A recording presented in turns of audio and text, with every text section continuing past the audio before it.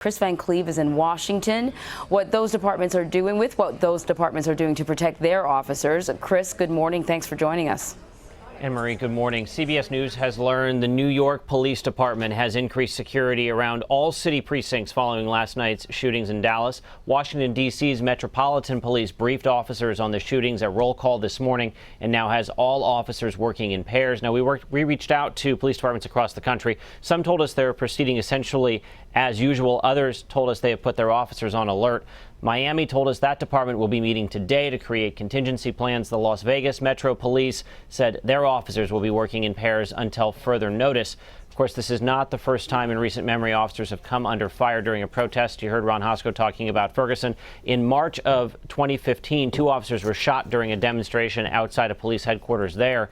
Now, a former law enforcement source told me adding additional officers to patrols is not uncommon in situations like this. In fact, he predicted the D.C. police and many others would go to pairs or more officers per call because of this. Now, playing in the back of the minds of officers today is going to be this sense of being a target.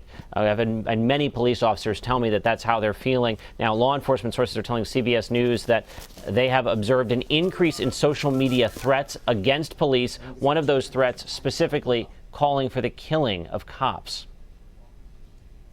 Anne-Marie? It's very disappointing to hear.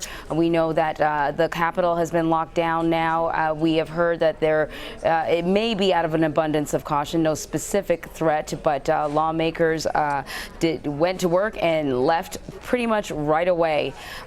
Certainly, things are tense. Earlier, we heard from the president, and we also heard from some of the presidential nominees.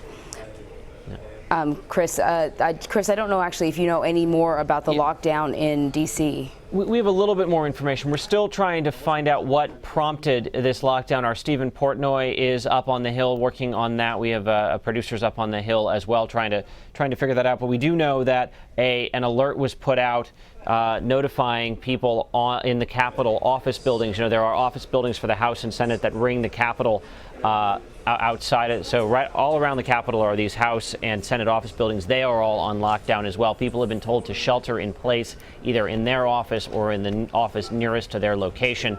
This happens from time to time in Washington. You can see there a heavily armed Capitol police officer standing in front of the Capitol.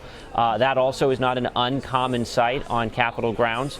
So that this could be out of an abundance of caution.